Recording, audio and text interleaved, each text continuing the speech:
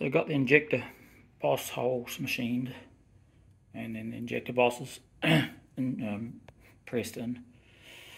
There's a sample Chinese injector there, but I'm not using Chinese injectors.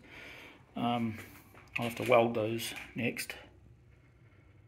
I got them as close to the edges of the ports as I possibly could get, so they're almost squirting on the valve, but not quite.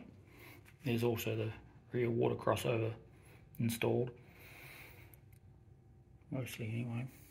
So I'll weld those up and get back to you.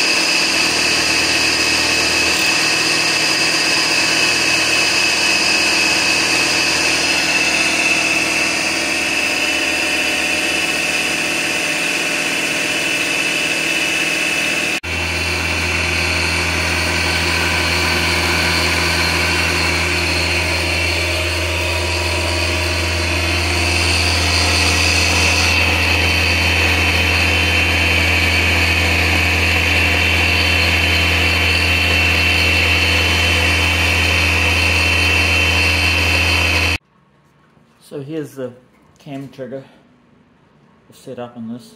So new chain, cam trigger. This will let the engine be sequential fired, and then here's the cam trigger itself here that'll run off that, and then the crank trigger off the crank trigger wheel on the back of the damper. It'll run for that. That'll go on there. So let's have all my triggering there for the sequential firing anyway, so I'm getting there, but one bit at a time. This is the stock flywheel off the 4.3 V6. I think it's basically just the same as a small block flywheel, the V8 flywheel, but this has some external balance pockets on the back of it. But this thing's ridiculously heavy for the power of the engine. Think about that, a 43 pound flywheel on a 165 stock horsepower engine. So needless to say, I'll lighten it up. I'll probably pocket the outsides of it here between the clutch bolts. This thing was terrible like it was. Same thing here, the stock water pump iron, cast iron, heavy as crap. So I've bought an aluminum one for that. So anyway, I'll get a CAD and a cam model going for this, and then machine it and show you. So here's the intake manifold so far. All these coil mounts. It's all one piece. A few rails. That's one of the coils on it. Because this throttle body is off an LS, it's on the front of an intake. The throttle cable goes the wrong direction for me, so I had to use a pulley here and to get the cable direction the right way. But it looks like it'll work pretty good, I think. So I'll get that bolted on the thing here pretty soon.